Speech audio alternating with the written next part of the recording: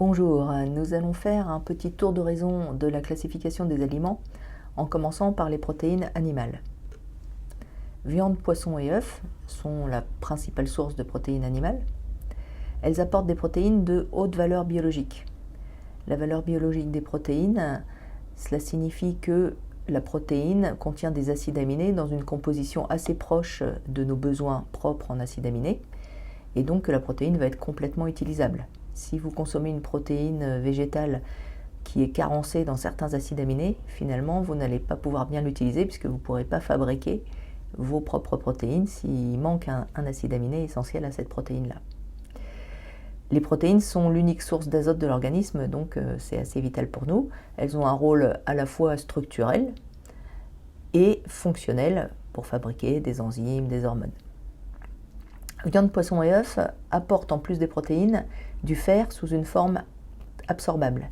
C'est-à-dire c'est du fer héminique qui a une bonne biodisponibilité. C'est-à-dire on est capable de l'absorber et de l'utiliser. Il a une biodisponibilité de 25%. Donc je dis bonne parce que le fer non héminique qu'on trouve dans les végétaux a une biodisponibilité de moins de 5%. Donc en fait on en élimine la grande majorité. Donc c'est important d'avoir cette source de protéines animales pour avoir un fer absorbable.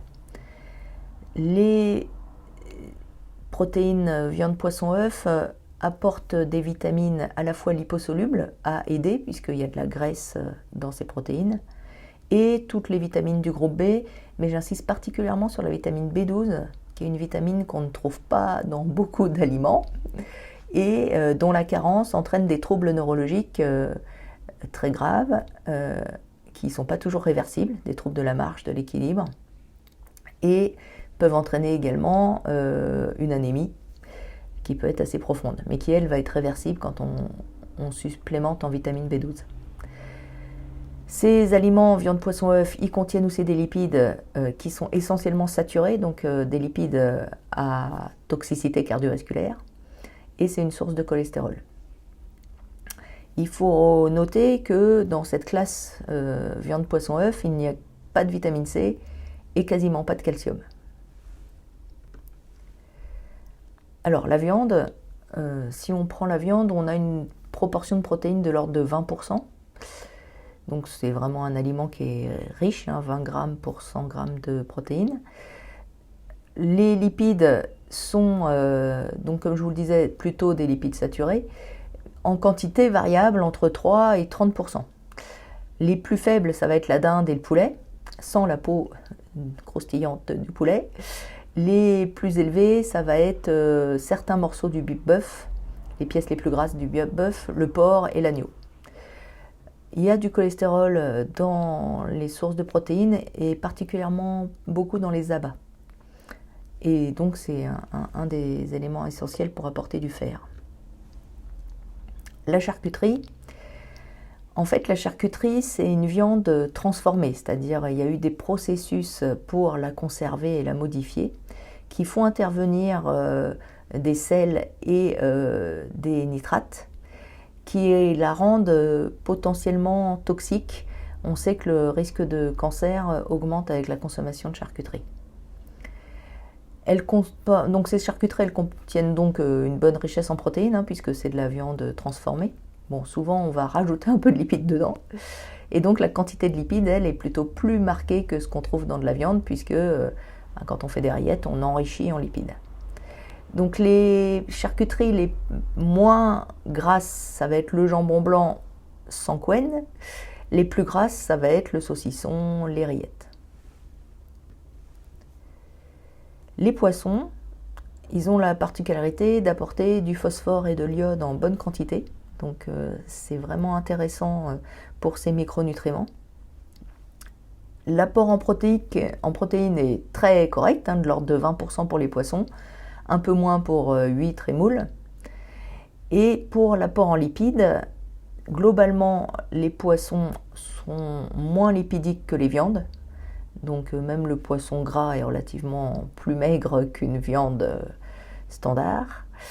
Mais surtout, leurs lipides sont des lipides la plupart mono et polyinsaturés Et dans les lipides polyinsaturés, il y a les lipides de la série N-3, donc les oméga 3, avec des lipides très longs en C20, C22, donc l'EPA et le DHA. On sait que ces lipides N-3, C22 sont des constituants importants pour les membranes et en particulier les membranes cérébrales. Donc la qualité lipidique du poisson est quand même beaucoup plus importante. Dans les poissons, on distingue des poissons maigres où il y a moins de 5% de lipides, dorade, cabillaud, truite, des demi-gras 5 à 10% comme le thon et le saumon, et enfin des gras comme l'anguille qui eux sont quand même donc moins intéressants sur le plan nutritionnel. Donc vous savez que le poisson peut être contaminé au mercure, enfin à certains toxiques, donc c'est recommandé de varier les sources de poissons et en particulier de consommer également du poisson d'élevage. Les œufs sont une bonne source de protéines, avec une quantité de protéines sur un œuf entier de 14%. Et éventuellement, vous pouvez ne prendre que le blanc. Et cette protéine a une excellente valeur biologique. On considère que c'est notre protéine de référence, c'est-à-dire qu'en quantité et qualité des acides aminés, on retrouve exactement une composition d'acides aminés très proche de nos besoins réels. Les lipides, donc dans le jaune d'œuf, représentent 11% de l'œuf entier. En matière de lipides, c'est une source importante de cholestérol. Donc c'est en ce sens que les œufs tous les matins pourraient un petit peu poser ce problème-là. Dans le jaune d'œuf, il y a également beaucoup de fer sous sa forme absorbable. À côté de viande, poisson, œuf, notre grande source de protéines sont les produits laitiers. Donc là, on retrouve une protéine de bonne valeur biologique, 35 grammes de protéines pour 1 litre de lait, donc ce qui fait quand même une densité plus faible que de la viande, hein, on est à 3,5%. Et là, la particularité, c'est que c'est le produit le plus riche en calcium. Il y a également beaucoup de phosphore. Ça apporte de la vitamine B2. Si le lait n'est pas écrémé, on a de la vitamine A et D. Je vous rappelle que les vitamines A et D sont des vitamines liposolubles. Il y a un sucre particulier qui est le lactose, qui contient, c'est un disaccharide de glucose galactose, qui a une absorption intestinale qui passe par une enzyme qui est la lactase, qui peut faire que si on est déficient dans cette enzyme, on peut ne pas bien supporter le lait. Mais c'est un sucre qui est quand même intéressant sur le plan nutritif.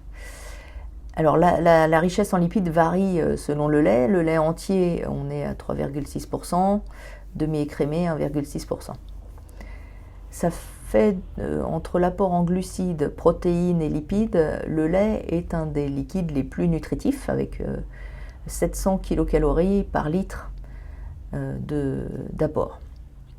À noter donc que dans le lait, il n'y a pas de fer, de façon naturelle en tout cas, et il n'y a pas de vitamine C. Les produits laitiers, on peut les fermenter. Et à ce moment-là, le lactose va être dégradé en acide lactique. Donc il apporte toujours de l'énergie, mais par contre les intolérants au lactose peuvent supporter un petit peu mieux. On a soit des fromages frais, qui sont en fait beaucoup d'eau, au moins 70% d'eau. Dedans, on va avoir un apport de protéines de 8 à 10%, qui sont tout de même des lipides saturés et monoinsaturés, donc sur le plan cardiovasculaire, comme les produits laitiers. Et comme les viandes, ça reste des lipides moins intéressants. Si la fermentation continue, on se retrouve avec un fromage à pâte molle type camembert. Et si on continue encore très longtemps à affiner notre fromage, on va se retrouver avec un fromage à pâte dure comme le gruyère. Là, à ce moment-là, plus vous avez fermenté et laissé sécher, moins il y a d'eau. Donc plus l'aliment va être riche en protéines et en lipides, puisque finalement, tout ça c'est la même chose, c'est juste qu'il y a moins d'eau. Donc on se retrouve avec des apports en protéines de l'ordre de 20 à 30% et en lipides de 20 à 30%, sachant que les camemberts sont plutôt dans les 20% de lipides protéines et les gruyères bien affinées plutôt dans les 30%. Voilà, vous pourrez trouver dans le polycopier, donc l'ancienne version et en ligne, les détails un peu des différents aliments en termes d'apport pour vous éclairer par rapport à votre régime alimentaire personnel.